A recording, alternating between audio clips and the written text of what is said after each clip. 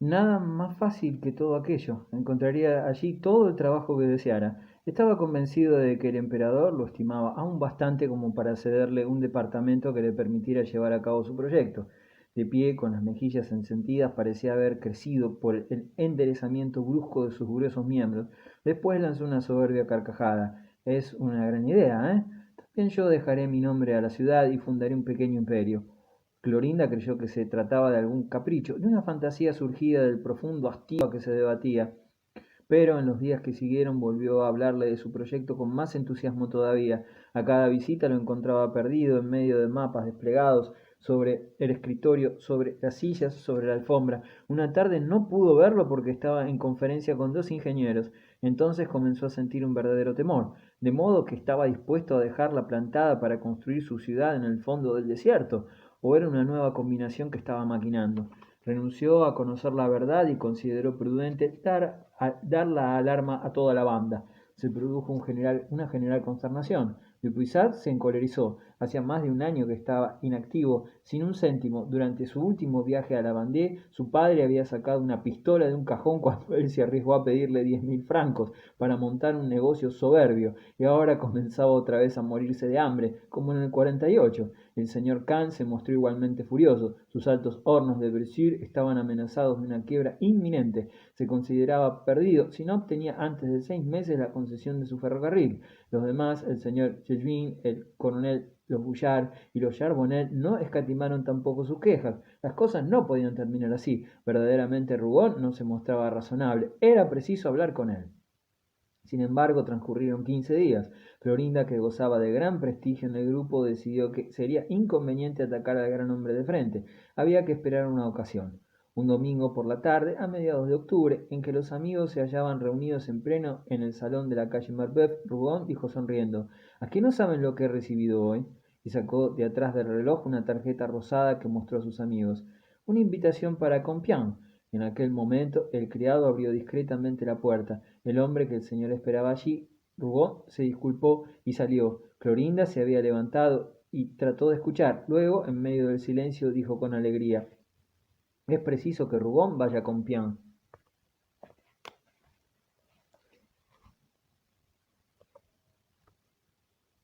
Prudentemente los amigos miraron a su alrededor, pero estaban completamente solos. La señora Rougon había desaparecido hacía pocos minutos. Entonces, a media voz, acechando las puertas, hablaron libremente. Las damas formaron un círculo frente a la chimenea, en la que ardía un grueso tizón. El señor Bouchard y el coronel jugaban su eterna partida de piquet, mientras los hombres empujaban los sillones hasta un rincón para aislarse. Clorinda, en medio de la pieza, con la cabeza inclinada, reflexionaba profundamente. ¿De modo que esperaba a alguien?, preguntó Dupuisat. ¿Qué puede ser? Los demás se encogieron de hombros, con lo que querían decir que lo ignoraban. Probablemente alguien vinculado a su estúpido proyecto, continuó. Se me está acabando la paciencia. Una de estas noches ya verán cómo le cantaré en la cara todo lo que pienso. —Shh —dijo Kant, llevándose un dedo a los labios. El ex subprefecto había alzado la voz de una manera inquietante. Todos prestaron oídos. Luego fue el propio Kant quien volvió a decir en voz muy baja: es indudable que tiene compromisos con nosotros. Diga mejor que ha contraído una deuda, agregó el coronel dejando sus cartas. Sí, sí, una deuda, esa es la palabra, declaró el señor Bouchard. El último día en el Consejo de Estado no nos mordimos la lengua. Los demás los apoyaron vivamente con la cabeza. Hubo lamentaciones generales. Rougon los había arruinado a todos. El señor Bouchard agregó que, a no ser por su fidelidad en la desgracia, sería jefe de la oficina hacía mucho tiempo. A juzgar por lo que dijo el coronel, se le había ofrecido la cruz de comendador y un puesto para su hijo Augusto de parte del conde de Marcy. Pero él los había rechazado por amistad a Rougon. El padre y la madre de Cocorel, según dijo la bonita señora Bouchard, se sentían muy disgustados al ver que su hijo continuaba con su cargo de auditor, cuando hacía 6 meses que esperaban su nombramiento de relator. Hasta los que no decían nada, como Belestan, el señor Bechuin, la señora Currer y los Charbonnel, se mordían los labios y alzaban los ojos al cielo como mártires a quienes empieza a agotárseles la paciencia. En resumen, se nos ha engañado, prosiguió Dupuisat, pero no se marchará, pueden estar seguros. ¿Qué sentido tiene ir a luchar contra las piedras en no sé qué lugar perdido, cuando hay intereses tan importantes que defender en París? ¿Quieren que yo le hable? Clorinda emergió de sus reflexiones y les impuso silencio con un gesto. Después, cuando hubo entreabierto la puerta para cerciorarse de que nadie estaba allí, repitió: «Es preciso que Rugón vaya a Compián. ¿Me han oído?». Y como todos los rostros se tendían hacia ella, detuvo las preguntas con otro gesto. «Ch, aquí no». Pero añadió que su marido y ella también estaban invitados a Compián, y dejó escapar los nombres del señor de Marcy y de la señora de Llorens, sin dar más explicaciones. Empujarían al gran hombre al poder a pesar de él, lo comprometerían si fuera necesario. El señor Belin d'Orcher y toda la magistratura lo apoyaban sordamente. La Rouquette confesó que el emperador, en medio del odio de su corte, de su corte contra Rubón, guardaba un silencio absoluto y en cambio lo nombraban en su presencia, se ponía muy serio, con la mirada ausente y la boca ahogada en la sombra de sus bigotes. «No se trata de nosotros», terminó por declarar el señor Khan, «pero si tenemos éxito todo el país nos estará agradecido». Entonces ya en voz muy alta siguieron prodigando grandes elogios al dueño de casa. En el cuarto contiguo se oyó un ruido de voces. Dupuisat, picado por la curiosidad, empujó la puerta como si fuera a salir y luego la cerró lentamente para distinguir al hombre que se encontraba con Rugón. Era Gilkin, vestido con un grueso abrigo casi limpio y llevando en la mano un grueso bastón con puño de cobre. En aquel momento decía sin bajar la voz y en una familiaridad exagerada: no me mandes a buscar más a la calle Virgin en General. Tuve algunos líos y me he mudado a Batignolles, en el pasaje Guitin. Bueno, puedes contar conmigo. Hasta pronto». Y estrechó la mano de Rugón. Cuando éste volvió al salón, se disculpó y dijo mirando a Dupuisat fijamente: «Un buen muchacho, a quien usted conoce, ¿no es verdad, Dupuisat? Va a conseguirme colonos para mi nuevo mundo allá en las Landas. A propósito, me lo llevo a todos ustedes. Pueden comenzar a empacar. Khan será mi primer ministro. Delestan y su mujer tendrán la cartera de Relaciones Exteriores. Belluin se encargará del correo. Y no olvido a las damas: la señora Bouchard, que llevará el cetro de la belleza, y la señora Charbonnel, a quien confiaré la llave de nuestros graneros». Siguió bromeando mientras sus amigos, incómodos, se preguntaban si no los habría oído por alguna rendija de la pared. Cuando condecoró al coronel con todas sus órdenes, este estuvo a punto de enfadarse. Entretanto, Clorinda miraba la invitación para Compiègne, que había tomado de la chimenea. «¿Piensa ir?», preguntó con indiferencia. «Por supuesto», respondió Rubón asombrado. «Espero aprovechar la ocasión para que el emperador me otorgue mi departamento». En el reloj dieron las 10. La señora Rugón volvió a aparecer y sirvió el té. Capítulo 7. El día de su llegada a Compiègne, a eso de las 7 de la tarde, Clorinda conversaba con el señor de Ploquerin, junto a una ventana de la galería de los mapas. Se esperaba al emperador y a la emperatriz para pasar al comedor. La segunda serie de invitados de la temporada se hallaban en el castillo hacía solo 3 horas, y como todos no habían bajado todavía, la joven se entretenía en juzgar con una palabra a cada uno de los que entraban. Las señoras escoltadas, con flores en el cabello, sonreían dulcemente al pasar el umbral, y los hombres permanecían serios, de corbata blanca y calzón corto, con las pantorrillas tensas bajo las medias de seda blanca.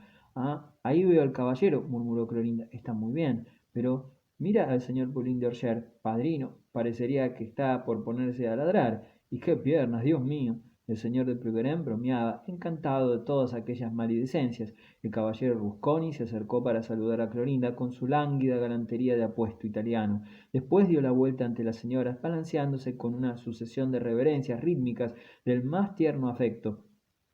A pocos pasos de allí, Delestan, muy serio, contemplaba los inmensos mapas del bosque de Compiègne que cubrían las paredes de la galería. «¿En qué vagón viniste?», preguntó Clorinda. «Te busqué para viajar contigo. Imagínate que me metí en un vagón lleno de hombres». Pero se interrumpió, ahogando una risa entre sus dedos.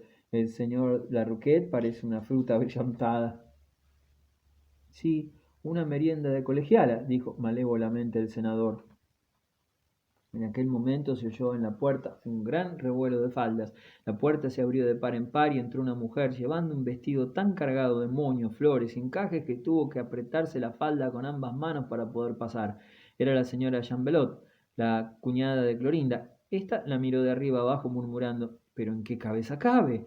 Al ver que el señor de Ploquerin miraba su sencillo vestido de tartalana que dejaba transparentar un viso de fayal mal cortado, Clorinda continuó con un tono de completa despreocupación: «Ah, ya sabes, padrino, la importancia que le doy a la ropa. A mí hay que tomarme como soy. Del stand, entre tanto, se decidió a abandonar los mapas y fue al encuentro de su hermana, a quien condujo hasta donde se hallaba su esposa.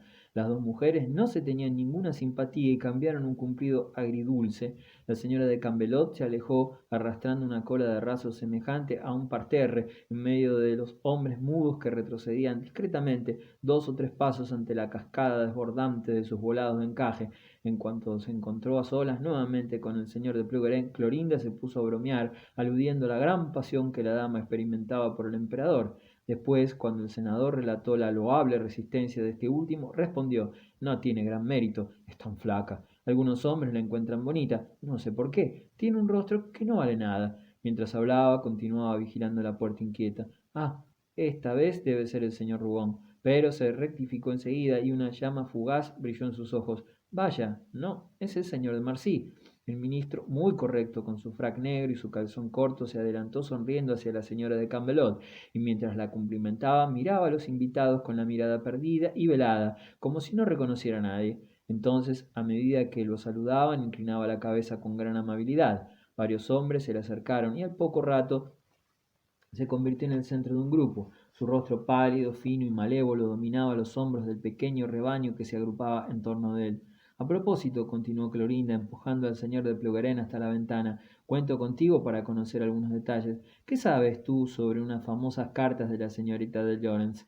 Lo que todo el mundo sabe, respondió él, y habló de las 3 cartas escritas, según se decía, por el conde de Marcy a la señora de Llorens hacía casi 5 años, poco tiempo antes del casamiento del emperador. La señora de Llorens, que acababa de perder a su marido, un general de origen español, se hallaba en aquel tiempo en Madrid por asuntos de intereses. Eran los tiempos dorados de sus relaciones. El conde, para divertirle y cediendo también en su espíritu de vodevillista, le envió detalles muy picantes sobre algunas personas augustas en cuya intimidad vivía, y se contaba que desde entonces la señora de Llorens, hermosa mujer extremadamente celosa, conservaba aquellas cartas que mantenía suspendidas sobre la cabeza del señor de Marcy como una venganza siempre lista a caer sobre él.